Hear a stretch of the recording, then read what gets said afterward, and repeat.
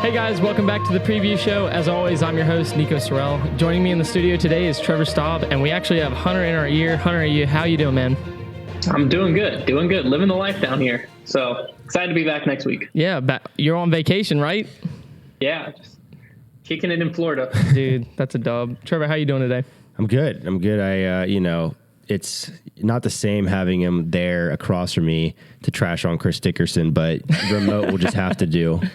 Yeah, I feel like I'm not trashing on Dickerson. I'm just speaking my mind on him. I love the guy. Guys, we haven't even gotten to like the debating part of this thing yet. Come on. All right. So this week we have the Play It Again Sports Jonesboro Open presented by Prodigy. Same course as always, Disc Side of Heaven in Jonesboro, Arkansas. No major changes listed in the caddy book this year. However, I know that the weather plays a significant role in the result of this event. And last year we saw that the wind was playing in the final round, blowing pretty hard, which allowed Calvin to kind of do his thing and beat Paul in a playoff last year. But let's see what we got for this weekend. What do you got, Kenner? Hello, everyone. Well, I'm Kenner Condy, and I know more about the weather than anybody who didn't Google the weather right before this. Let's get into the weather during the Jonesboro Open. Starting out on Friday, we're going to have a pretty nice day. We're going to have about a high of 72 and only partially cloudy. It's going to be a really nice day for those professionals out there. Getting over to Saturday, well, let me give you a recreation of what it's going to be like for the professional disc golfers out there during the Jonesboro Open event on Saturday if they don't have an umbrella. I'm a professional disc golfer at Jonesboro, and I don't have an umbrella. Oh my gosh, it's soaking wet out here. It must be raining. Moving on to Sunday. Sunday's going to be another really nice day. It's going to be a high of 69 degrees, and there's going to be pretty good weather out there. Back to you guys. All right, sweet. Yeah, it looks like it's going to be a really exciting weekend. So going into our storylines, last week we saw Isaac Robinson take down his first ever major. I don't think I expected it. Did you expect that? I mean, if you look at my predictions from last week, you would obviously say no. Like, I didn't expect it to that extent. But I did, whenever I mentioned my bold prediction, which I said that nobody knew was going to win a major, which ended up being wrong, I did mention that it excluded Isaac because he's always somebody that I'm going to take into account on a wooded course, and he did well at that event the previous year. So I certainly was not shocked by it at all. Like it really doesn't shock me. But it wasn't like, I was definitely siding with momentum thinking like, okay, Calvin, Gannon, pretty typical. Mm-hmm. Yeah. I was pretty shocked just to see how poised he was to take first in the first round and then carry that throughout and win by 5 strokes. Hunter, what are your thoughts on that, man? It wasn't surprising when it was over, but it wasn't expected going into it. I think the course just plays very, very well to him. I know he's also a Georgia local, so he was posted, he said something in his post about around like hole 12, 13. He started to see his family and stuff like that. So I know he had a really good support system there. It's awesome to see him win a major. I think it's probably the first of many, if I'm being honest. I think he's the type of player that could pop off and win a USDGC. And, depending on if World's at the right course, I think he could do well there as well. I think he has kind of become the new Chris Dickerson, where before Chris Dickerson was always the one that, like, you're going into a wooded course, you're going to a technical course, he's going to show up. I think that might be Isaac Robinson now. Not saying Chris Dickerson didn't show up or isn't going to show up, but I think that, put someone else is stepping into those shoes. Yeah, okay, cool. Do you think that Isaac Robinson is just going to be a major event contender, like consistently, or do you think we'll see him time and time again on the Pro Tour popping up in top 5 finishes? Hunter, I think it's very major dependent. Again, I think that I think as his skill sits right now, he's a course dependent player. Mm-hmm. So I think that there's some courses that, he's going to be maybe not the favorite, but you're not going to be surprised when he wins or he's at the top. So I don't think it's a situation like a Nicholas Antela or I'm trying to think who else, but like where these players seem to just a major rolls around and here they are again. I don't think that's Isaac at all. I think Isaac at the right courses will be there, but I don't think he's necessarily a major dependent player. Yeah, I agree. I do think right now it's really easy to start the narrative like Woods player, and that's fair. I mean, he's won twice now in the Woods. But when you think about his game and what his strengths are, at the end of the day, he hits landing zones really well. I mean, that was a big part of his game at WR.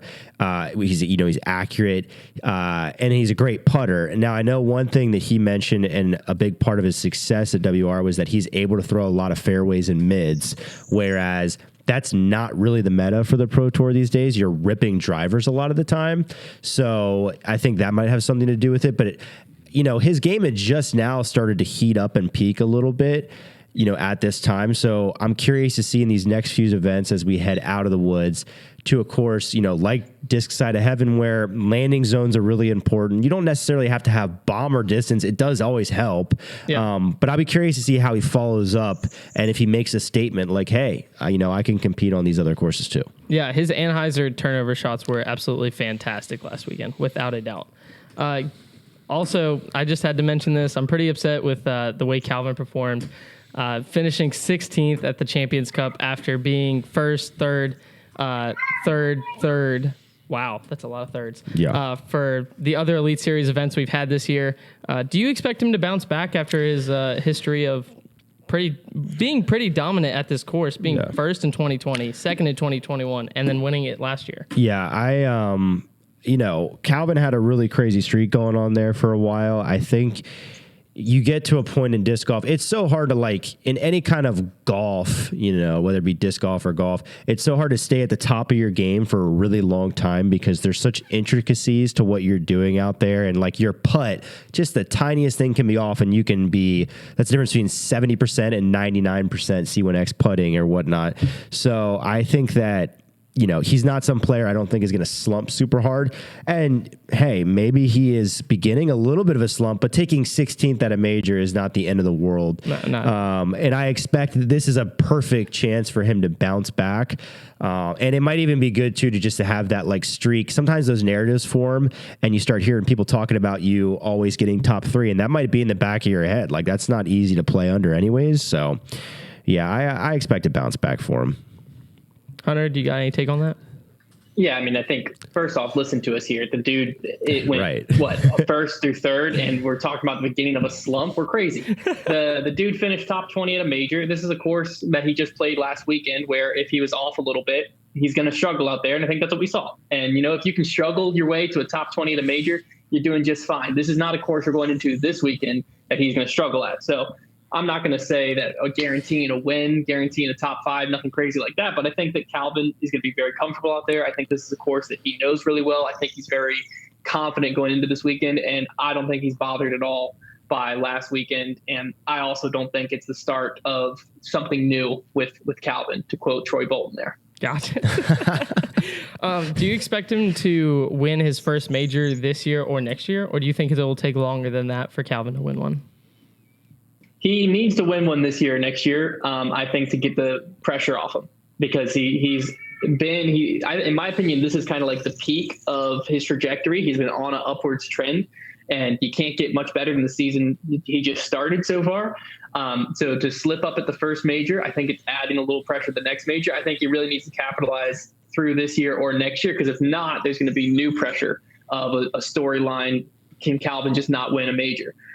So I think, I don't really know that this year's Worlds lines up super well for him. I think next year Worlds lines up well for him, but it lines up a little better for Mr. Paul McBeth. But I think that the European Open and USDGC are both tournaments Calvin can do very well at. So, but yeah, I think before a narrative forms and that pressure builds, which would be over the next 2 years, he really needs to lock one down. Yeah, I definitely agree. It's like Hunter said, that narrative only gains momentum as time moves on.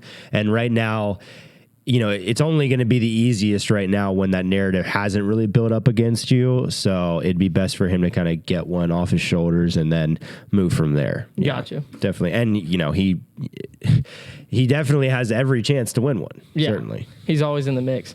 Do you expect Paul McBeth to come out and get a top 3 this year? Yeah, it's funny. This will kind of go into my bold prediction a little bit later, but I have a weird hunch about Paul at this event. Don't tell me you think he's not going to finish in the top 5.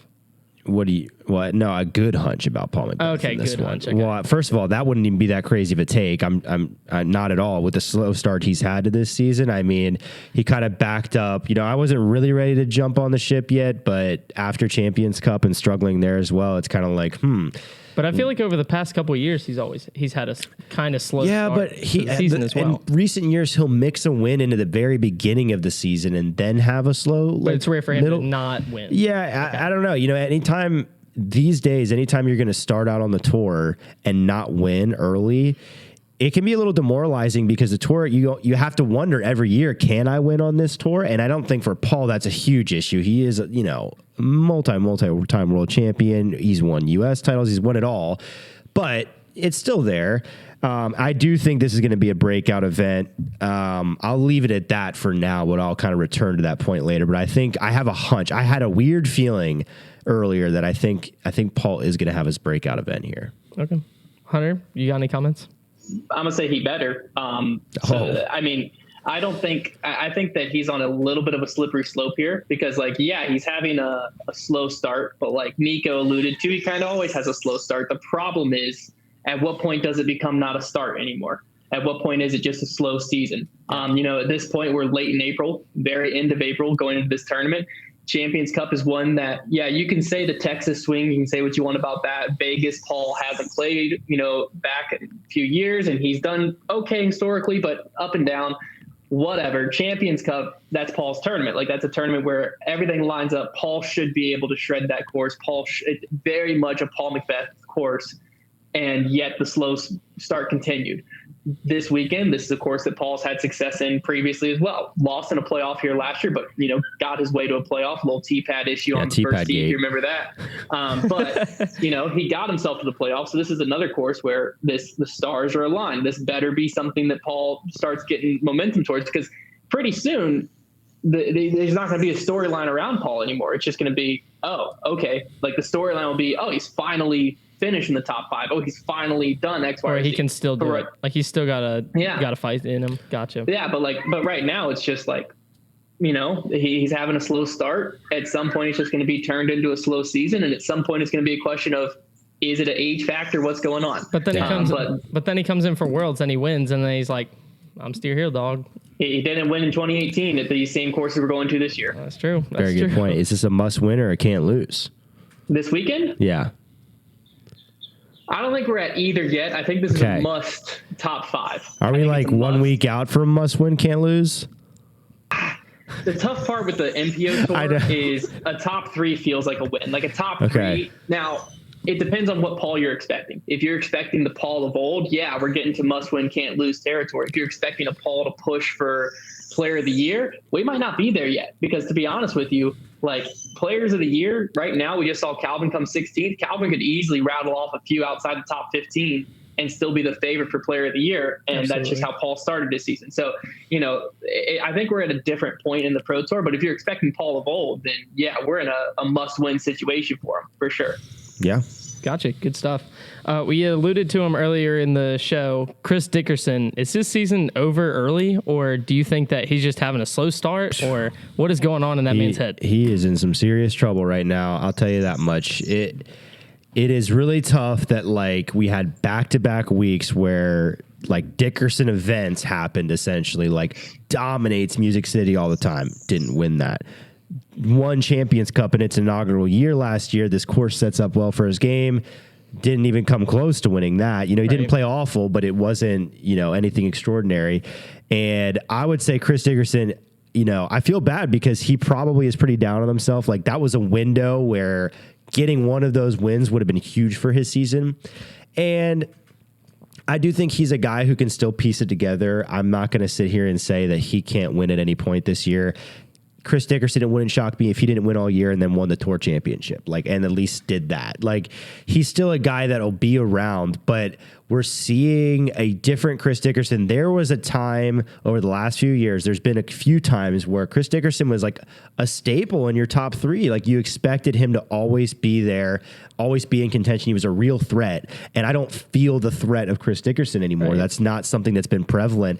And if he wins, I'm not going to be surprised, like, if he does something like that, but it's becoming less of something that I'm paying attention to as the events go on. Yeah. Gotcha. As we talked about Isaac Robinson being the new Chris Dickerson, that doesn't shed a good light on him in any spaces here. Hunter, what do you think?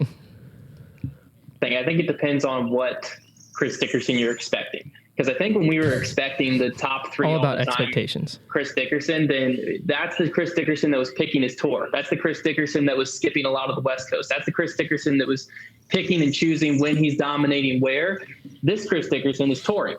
And I think a full tour Chris Dickerson is what we're seeing, a top 15, top 20 guy.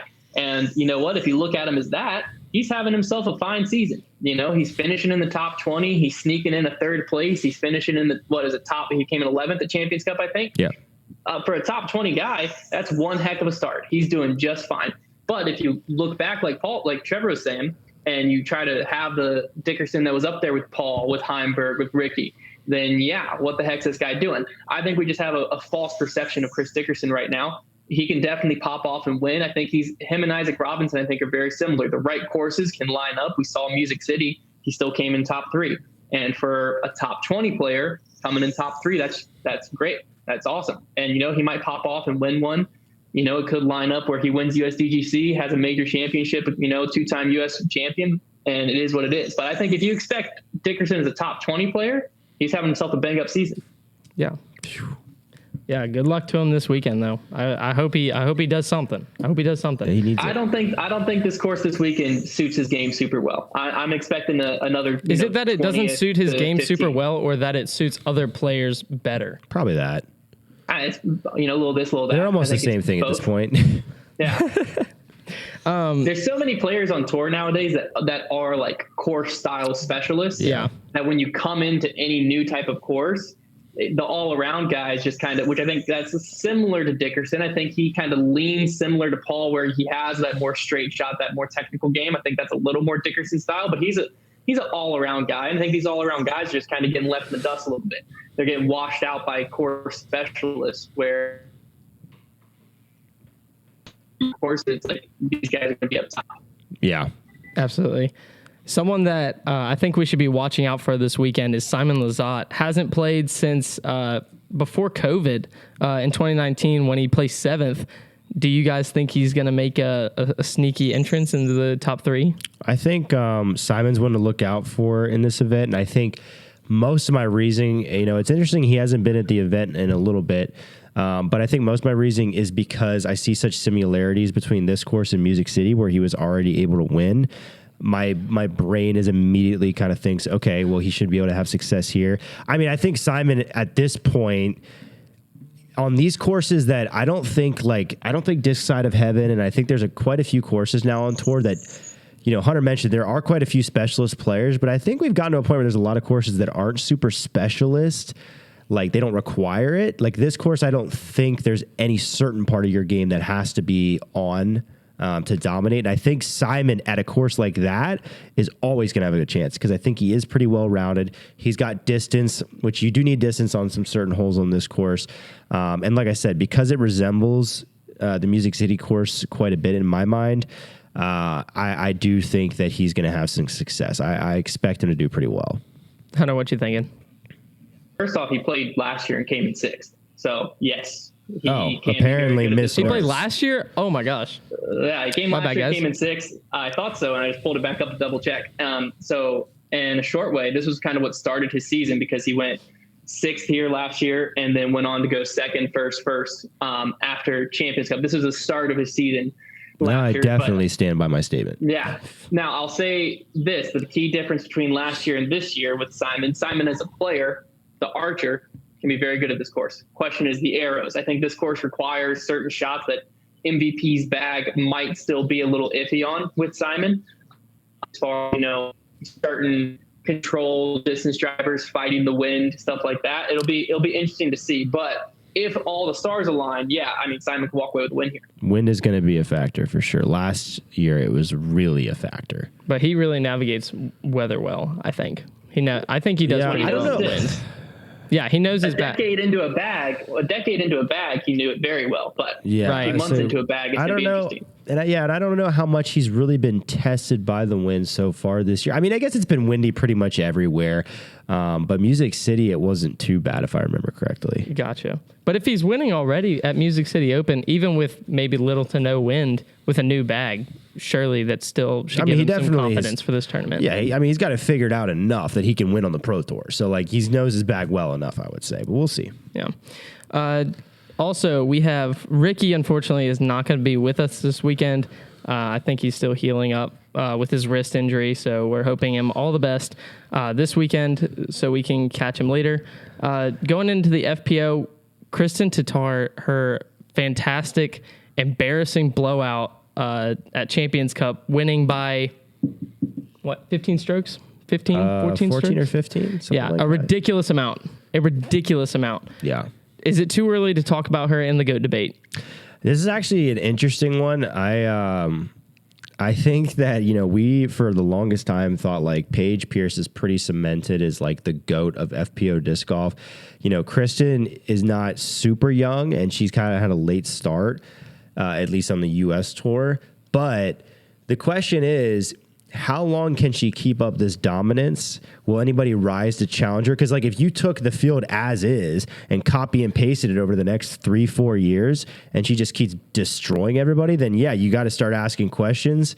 Paige still has a pretty insane set of accolades. I wish that Paige was still in her prime, or at least playing like it right now, so that I could see her up against Kristen really the way that I remember her playing. Because I it's tough to say if anybody's ever been, because like in other sports, a lot of times you argue like the GOAT, and you're like, okay, well, this player is probably the GOAT based on ability and accolades, but like, this is the best player of that sport I've ever seen, like just on straight up ability. And like, you might already be able to argue, you probably can, that Kristen is the best like FPO player ever just based on ability. But accolades is always going to be there. So that makes things complex. And I think it'll take some time, but it is certainly going to get interesting potentially. Hunter, what you thinking? I think it's too early to enter her into the GOAT debate, the GOAT talk, simply from the accolade side.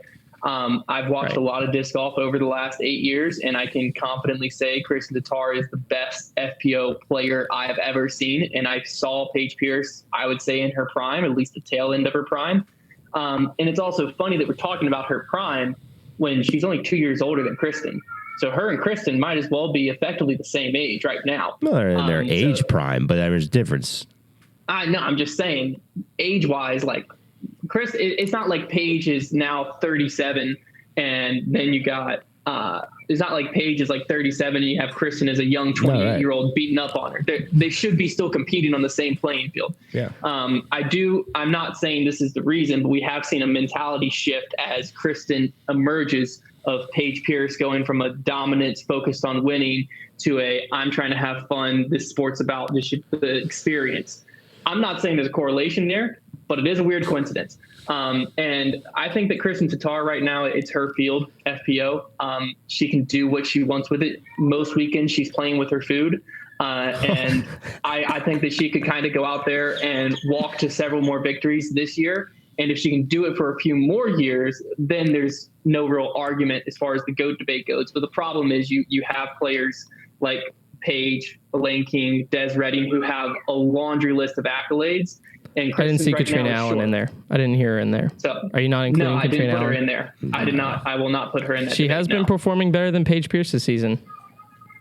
There's a difference between performing better and GOAT. MJ got beat a lot at the end of his career, but he's still the greatest of all time. Yeah. And I think Kristen's biggest threat is not going to be, Paige rediscovering her game or anything like that. It's probably going to be if somebody new comes up and challenges her and can kind of like stunt the dominance essentially that she has. Is that a healthy Valerie?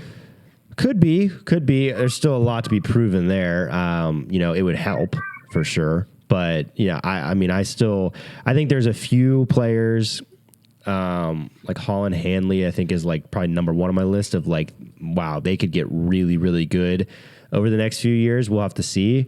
But well, I think the biggest threat to Kristen's success or dominance out there doesn't come from the field at all. I think it comes from future FPO course design. What we're seeing right now is the current FPO course design is very much in Kristen's favor. We're shortening the tees. We're making, landing zones a little bit bigger, a little bit more easily accessible because they want to encourage scoring. all of that is in Kristen's favor. If they start going to more distance, a little bit more tighter landing zones that are farther out there and pushing the game that way a little bit, kind of what we're seeing in MPO, I think that's the bigger threat, because then that starts taking Kristen's advantages of, really knowing her game well, really being under control, knowing when to lay up, when to go for stuff, and knowing when to play for par. She's very good at course management. When you start making it a little bit more of a thrower's game, a little bit more of a bomber's course, which is we're seeing on MPO move that direction. If FPO follows that trajectory, I think then it's going to start playing a lot more to other players' strengths. And then Kristen becomes just more competitive versus dominant. So I think that's kind of, in my opinion, more so where the dominance of Kristen Tatar is at threat versus a singular player in the field right now. That's a very good point. Very good point. I'm guessing from the conversation we've just had, we already expect Kristen to win this one. If you don't put Kristen as the winner of every tournament the rest of the year, you're going to be wrong more than right. Yeah, I would say so. How many strokes do we think she's going to win by? At this event, she won by a lot last year. Oh my goodness. I'm going to say 8. The tough part is you're coming off the emotional high of a tournament that you had your eyes on for so long, playing the absolute best golf you can, and basically, again, walking to the finish line. It's a very emotional weekend when you do something like that. So having that emotional rebound and refocus into a new tournament that you might not care as much about as the major, I think that could be the only hindrance to her dominating there, but I'm expecting more than 5 personally.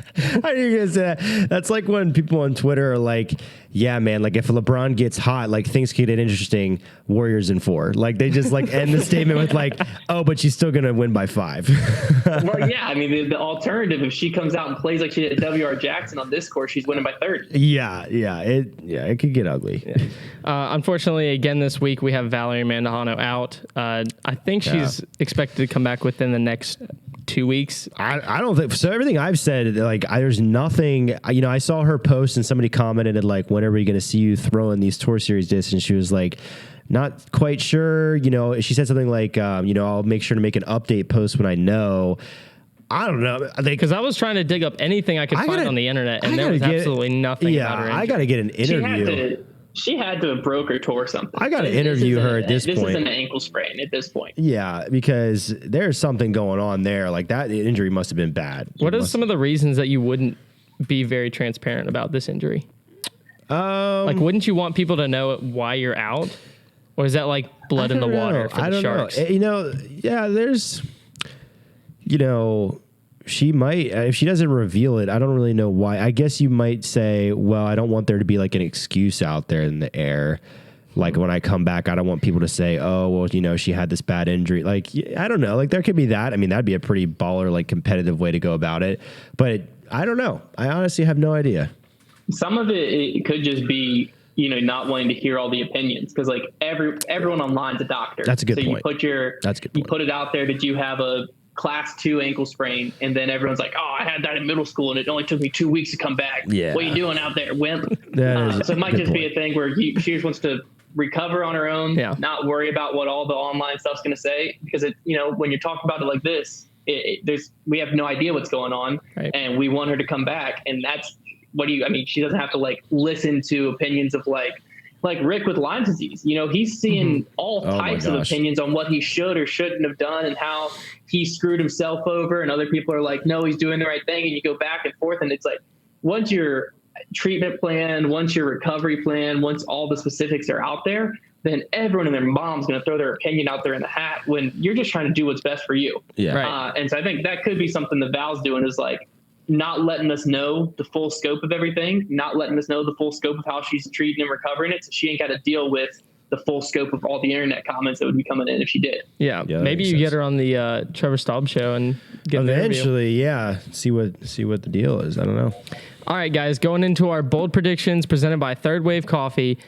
Hunter, what can you tell us about Third Wave?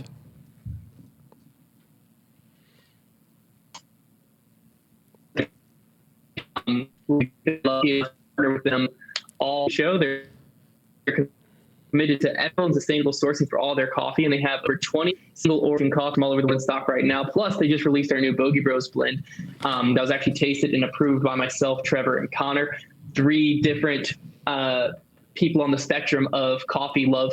So basically what that did is make sure that everyone at home listening to this, you're going to love it. And in addition to all of that, you can go over to their website, third-wave.coffee, and enter code DISCGOLF, one word, DISCGOLF, to get 20% off your order today. So whether you're picking up the Boogie Bro blend or any of their other coffee or even merch, use code DISCGOLF and get 20% off your order today. And thanks again to them for sponsoring this segment. We had a guy come in the other day, Hunter, when you weren't here, and he asked, he was like, no, I'm pretty into coffee. He said, and first of all, you have to let me know if this is even a coffee question, but he said, is this a light roast or a dark roast? That's a very entry-level coffee question. That's what I thought when he said that, because he said he was a coffee snob, and I was like, no, I don't think you ask light or dark roast, but you can. Yeah, we would answer light roast, right? That's what we would answer. Yeah, absolutely. Okay. Yeah. So we did justice. We did justice. The darkest that Third Wave will push coffee is, on the grand scheme of everything. Like if you go to Starbucks, it would still be a light roast. Most coffee shops, the farthest they would push would be a medium roast. Their dark roast, the farthest it would go is medium roast. If someone walked in and was asking, is this full city plus, all that stuff, then you got a coffee guy on your hand. Okay. Gotcha. Well, we didn't answer wrong, so at least we have that much. Shout out to Third Wave. There you go. Hunter, before you go into your predictions, I just want to let everyone know that Trevor is currently winning the prediction points, 42-40. Yeah. So it's pretty tight right now. It was basically, Hunter was up by a few points, and then we had double points for the major. And good old Mason Ford. Mason Ford, dark horse pick, got me 4, which was the only thing that separated us, because all of our MPO picks were wrong. And then FPO, we had 2 out of 3 in the right spot. So, and it was a wash there. So that was the separator. It's crazy that we've remained this close this far into this thing, because usually it is both very smart or very dumb. Yeah, it's been basically that. I will say, before we get into our predictions, I guess we'll do our bold predictions first, and then I'll talk about the Patreon poll a little bit. Do you want to start with your bold prediction, Hunter? Sure thing. So this is, I don't really know what to think about this bold prediction, because I didn't factor weather into it, and I think weather is all I should have looked at to factor into my bold prediction here. But probably would have been smart. My bold prediction, I'm gonna say, with how much deeper and stronger the field's gotten, I think that we're gonna see the winner at 30 under par this year over last year was 26 under. I think that it's going to take 4 strokes farther under to win it this year. Okay, fair point. I am going to save my bold prediction until I do my predictions. It's going to tie in. Okay. So that way I don't spoil it. Don't you worry. But I will mention the Patreon poll. Actually, an interesting Patreon poll, not for the FPO. Kristen got 92% of the vote. You had a few people tied at 1%, but everybody has their consensus. It's Kristen. But the MPO poll, very interesting. It started off pretty typical. Calvin is their first place pick at 31% of the vote. Makes sense. They go to Simon then, 23% of the vote. Makes sense. Then they go to Paul at 14% next. That makes sense because people love Paul. And, he was in a playoff last year to win. Right. Then you go to Gannon at 9%. And this is the interesting thing I wrote down. Of the people I put out there, people that did receive votes, Anthony Barella, Kevin Jones, Matty O. They all received votes. Anthony Barella actually got 8% of the votes. Pretty high. Dang. People who received 0 votes. Chris Dickerson. Oh, boy.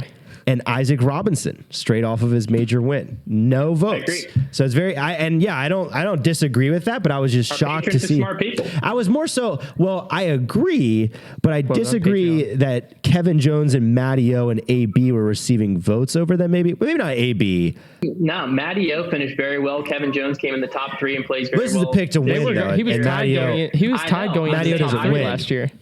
I like Matty O and Kevin Jones over Dickerson or Isaac Robinson. I might like Kevin Jones a little bit better, but I don't like Matty O to win over anybody because he doesn't win. I wouldn't double down on that this weekend. No. He doesn't win. Yeah, I cannot be proven wrong. Is there a bet to be made here? No, I'm not going. Because he knows. He knows. He's not even in my top 3. Yeah. All right, Hunter. What are we gonna do? Go to the MPO. Top 3. Yeah, we can start with MBO. My MPO top 3. I've got Kevin Jonesboro in 3rd, if you will. Nice. Gannon Burr in 2nd, and Calvin Heimberg in 1st. I think I got to just kind of park the bus there, and it didn't work out well having Calvin and Gannon last weekend, but this course I think plays better for them. One off weekend and off weekend, they're both in the top 15. We'll see. Interesting you went with KJ. I wasn't sure. I just shy away from him a lot. And obviously at this event, he was in it last year. Kind of threw it away towards the end. But had a botched drive on 18. Yeah, I went an interesting route with this. So I'm taking Calvin in third, Gannon in second. And then my bold prediction is that Paul McBeth is going to win this tournament. Dang. No. What do you mean, no? Don't say it like that. After you've been ragging on him the entire time. No, saying you basically told us your bold prediction at the start of the show. Well, if you had to remember that far back, Well, I didn't have a choice. I was asked about the guy. I think that, and all I said was that he was going to have a bounce back event, but I do think that Paul McBeth, I had this weird hunch. So originally I had Simon in my top 3 and Gannon winning. And then I was just thinking to myself, like, man, it almost seems like it's gotten a little too quiet, and I feel like it would be on brand for Paul to randomly win this event. He wants revenge on the tee pad of hole 18. I have this weird feeling that he's going to win this event, and I might be wrong. I may absolutely be wrong. I had that weird feeling last week. I think what it is that we're both Paul fans, and we don't know what to do with ourselves right now. It's too late in the season. You're right. We don't know we don't know what's going on, and so our gut's like, well, he can't keep losing. Yeah, we do that. Surely. Yeah, we do this like every year at this point, but I'm just gonna keep it rolling. We don't get this late. That is true. And last week, and I had that gut feeling and put him in my top 3. It didn't work. I've also had gut feelings about Emerson Keith and I forget who else. My gut's messed up right now. I have some GI issues. Yeah, I had leftover Chinese for lunch as well when I had that feeling, so it was probably a bad gut feeling. But that's what I've got. So for better or for worse. Right. Nice. All right. Pretty interesting. What about FPO? I'm going to guess Trevor and I have the same FPO, so I want Trevor to go first. I doubt it. Okay. I doubt it. All right, Trevor, what you got? My FPO, well, I bet that our first place, I'll start in first because that's actually the most predictable. Yeah, the drama builds and goes down. I've got Kristen in first. And I don't even know if we have the same second Shocker. place. I have Katrina in second. Okay. Confirm or deny. And then I have Holland Hanley in third. My Wi-Fi out? Oh, no, you're right there. Yeah, we have the same top 3. I knew it. We have the exact same? Yeah. Wow. You took Holland in third as well. Yeah, I knew we were going to. I took Holland as third. Yeah, I think that's the top 3 that makes the most sense with this course. Wow. Back-to-back weeks, we've picked the exact same FPO top 3. So I think to wash. Ella Hansen is going to sneak in there this week. I thought about it, but I kind of only want to put one of the unpredictable ones in there. I mean, they're all unpredictable except for Kristen, but yeah. I don't know. Just went with Holland. Holland Hanley. Holland Hanley's good. For some reason, Holland Hanley's game feels more put together than Ella Hansen's to me. I agree. It could just be the scar tissue from Waco for me. I don't know. But rough times. To me, when I'm looking at the two of them, I think they both have very high ceilings. But I think Holland's a little bit more consistent with where she's at in relation to her season, to her ceiling, versus Ella, I think, is a little bit more up and down. So right. I just like Holland a little more out here. That's right. fair. Do you think Ella Hansen's mental game is not as strong as Holland's? Well, I might have been before. I mean, it's true that we haven't seen her back in contention since the, that Waco event. So we'll just I have no stats to go one way or the other, but my gut would agree with what you just said. Yeah, and like we said earlier, our guts are very dependable. Gotcha. Yeah. What do your dark horses look like? I am going with an interesting one. Nobody really stood out to me a ton. So I'm going with Double G. His season, I was like, what has Double G been doing this year? Like, has he had really any good finishes? And he's had a few sprinkled in there that are okay. And he hasn't really been awful at any point. So I'm thinking like top 30 at this course is very achievable. And I think it's that kind of pick where I don't think he's going to finish top 5 or anything crazy, but I do like him to have like a solid finish here. So I should have taken this player last weekend, and I was talked off of taking him. And so this weekend, I'm standing up to the official that talked me off of it and picking Nicola Castro. I'm just going to roll with him. Well, it wouldn't have mattered, would it? I don't know. But I'm pretty sure Mason Ford still beat him. Than Emerson Keith. That's true. So that's all I know. And you know what? If it's different trying to beat a Mason Ford that's on lead card versus a Double G that is probably going to come 28. I like Nico here. Fair. Do you guys have one for FPO? No, we don't ever do dark horse. Holland Hanley. That's my dark horse. Holland Hanley. Yeah, that's Holland pretty Hanley's solid. also That's my pretty dark solid. horse. All right, guys. Thanks for tuning in to the preview show. Hunter and Trevor, thank you so much for being on. Guys, get out and watch the Jonesboro Open this weekend. We'll catch you in the next one. Go Calvin Heimberg. Peace.